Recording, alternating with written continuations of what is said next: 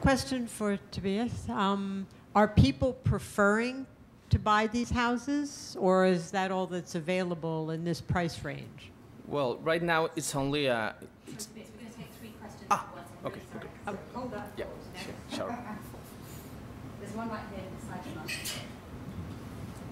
Yeah, this question is to Boulay. You said that you have declined one investment. My question is that how long this is in vogue, and how many power plants you have actually invested in since then? I want to know what is the ratio of declining and accepting. Thanks very much. Would you like to come back to that? Question for my friend, Emmanuel. Emmanuel, on your review process, beside carbon intensity and efficiency, do you go into the detail of the particular country's carbon policy or the corporation's carbon policy, whether the country is a signature of the Kyoto Protocol or the Climate Convention, things like that?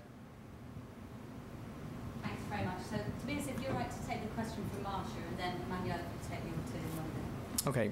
Well, right now it's just a pilot program, but what is already happening is that the people that is in the program starting to notice, well, the drop of the power bill, and what the other things that it's starting to happen is that in our sales team starting some people to start asking about what are we doing, because well, the technology is not really well known, but they're curious, and when they explain what we are doing, they were asking to have it, because well, they only know that they are going to save money, and that's what they are looking for. And the most strange thing is that when we are talking about the actual price, they still interesting.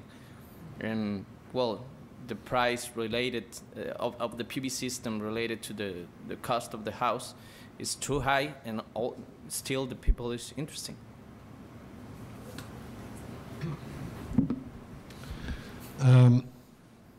First question from Vijay was, what about declining, accepting a project? I mean,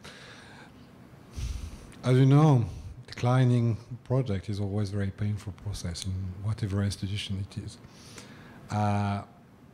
It raises a lot of different issues. In that specific case, it took us 4 months to go one by one in all the way that the project sponsors and the EPC contractor for this project could improve the efficiency of their technologies. So we started, I mean, I think the benchmark was 36%, we started at 32 point something. So we took one by one, all the way that this technology can be improved to reach 36, but didn't reach 36 at the end. We were quite far. And so we decided that no, it was not possible, it will not be compliant with these figures. But it's not like, and you know that because it's the same in all institutions, it's not like the client comes and say, oh, I have 32.8, and we say no. We say, okay, let's see how we can get to our standard. What is needed? Why do we have such a low performance? What is the issue? And how we can improve that?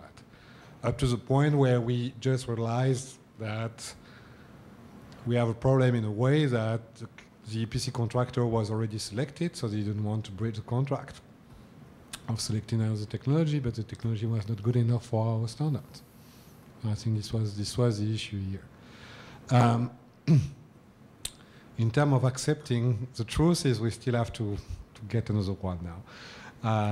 As you know, so this doesn't create a very good reputation for the bank, these kind of things, but more importantly maybe, last year, after our guidelines were approved, we went through a capital increase, and as part of this capital increase we have performance indicators, and one of the performance indicators is that 93% of the new power capacity that the bank is going to help install by 2015 needs to be low carbon, meaning that it gives only 7% for the fossil fuels, which means also that I think eventually will be even more discriminatory on the type of fossil fuel we're going to support than currently envisioned into the guidelines. Regarding Masood questions, this is a very good question, and this is a very good point. We had different ways to deal with these issues. I mean, one way was trying to combine different type of factors, like country, baseline from the country. I mean, have a very complicated and comprehensive issues. What has been the guiding principle of our guidelines has been technology. If we were taking into account anything beyond what is available as technology in the market, trying to consider countries, performance of countries, commitments of countries, we would have been losing our main guiding principle, which was the technologies. It would have been possible, but it would have been a completely different exercise.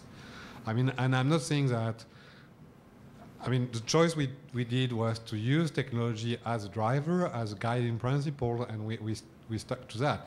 But I agree it would have been possible to try to combine something which basically is based on what is the current performance of country, how it can improve or not. I mean, different type of approach are possible, of course.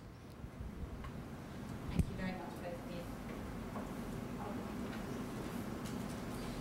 I'll take the next few questions now. Thank you.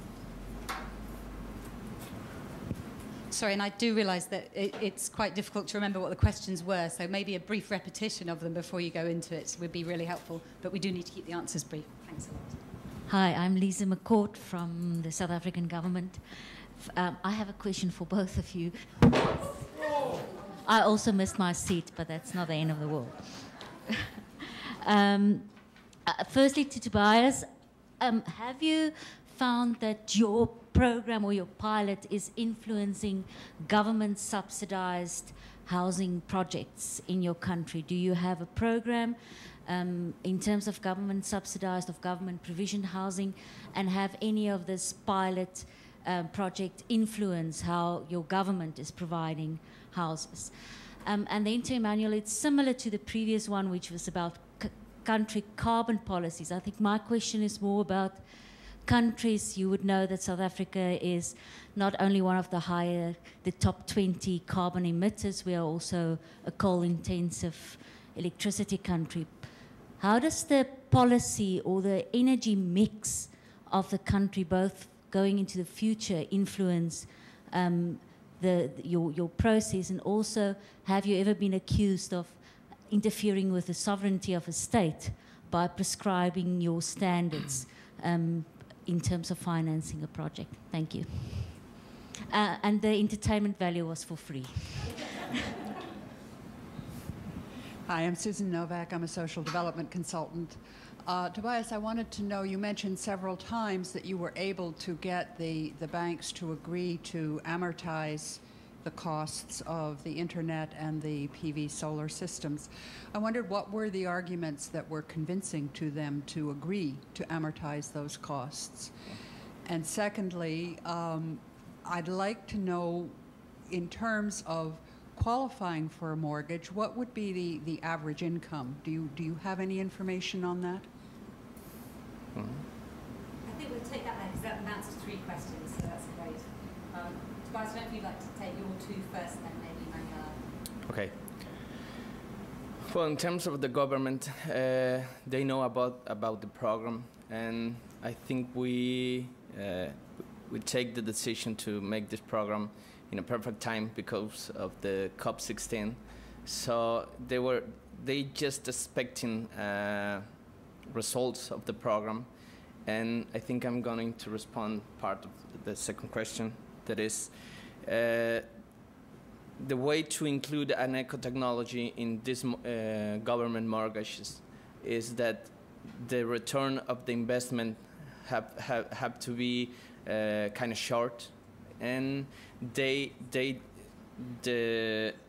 the amount of money that they allow to be included is related to that.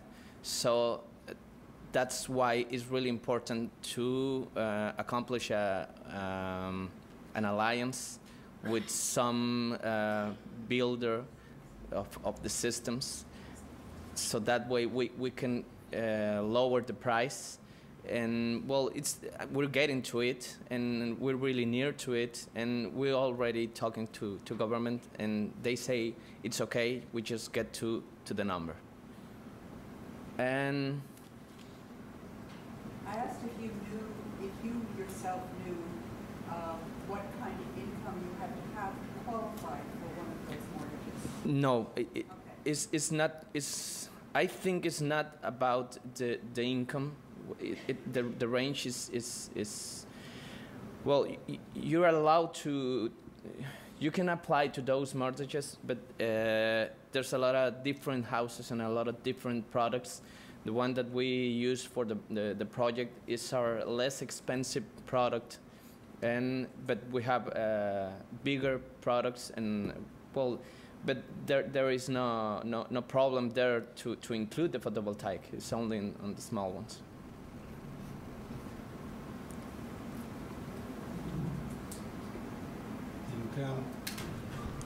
For the first question, which was, I'm going to reply to your second question first. Have you been accused of messing with the sovereignty of the state? I mean, basically, this is a nice thing about safeguards. You're always accused to do that, whatever you do. I mean, in terms of environmental, social policies.